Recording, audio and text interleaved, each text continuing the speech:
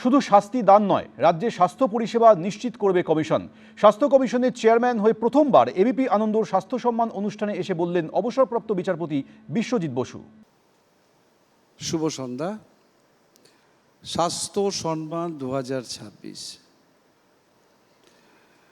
সম্মান প্রাপক অর্থাৎ সম্মানিতের যে অব্লিগেশন, সম্মান পাওয়ার সাথে সাথে ডেভেলপ করে, সেটা হচ্ছে আরও উন্নত হওয়া, আরও উন্নত তার যে জন্যে তিনি সম্মানটা পাচ্ছেন সেই সম্মানিত হওয়ার কারণটাকে আরও এক্সেল করা সেই জায়গায়।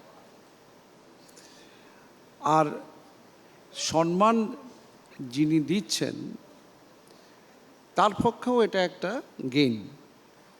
আর যে সাবজেক্টটা বেছে নেওয়া হয়েছে, আমার ব্যক্তিগত মত হচ্ছে এটা একটা খুব ইন্সপিরেশনাল। যেরকম আমাদের রাজ্যে সম্মানিত হওয়ার মতো মেডিকেল এস্টাবলিশমেন্ট আছে, অন্য রাজ্যে চলে যাওয়ার স্বাস্থ্যের জন্যে বা বিদেশের দিকে পাড়ি লাগানোর, যদি না অন্যরকম কোনো উদ্দেশ্য থাকে, সেটা অবশ্যই এটা কোশ্চেন মার্কের মধ্যে ফেলে দেয় আমাদের রাজ্যের স্বাস্থ্য ব্যবস্থাকে। আমার উপস্থিতির একটা রেলেভেন্স আছে, যেটা বলা হলো ওই কমিশনের চেয়ারপারসন হিসেবে।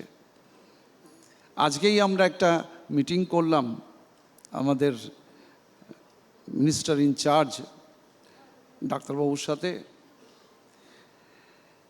এবং সেখানে আমি দেখলাম উনি যেটা কনভে করলেন আমাদের কমিশন মেম্বারদের কাছে, দি অবজেক্টিভ অফ দি গভর্নমেন্ট। যারা সম্মানিত হলেন তাদের কাছে আমার অনুরোধ,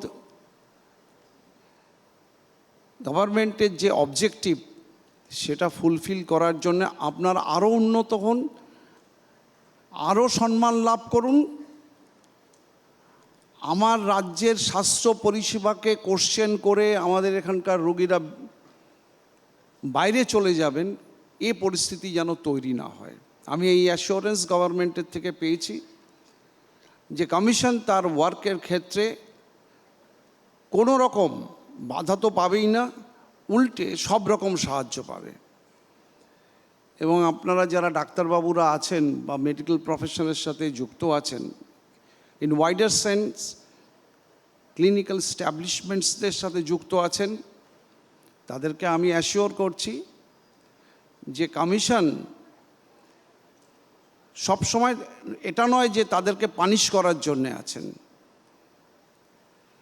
তারা যেন উপযুক্ত পরিবেশে চিকিৎসা পরিষেবা পশ্চিমবঙ্গের জনগণকে দিতে পারেন, সেটা এনশিওর করাই কমিশনের কাজ।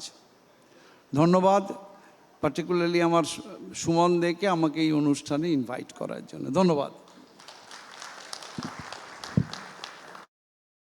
এবিপি আনন্দ, এগিয়ে থাকে, এগিয়ে রাখে।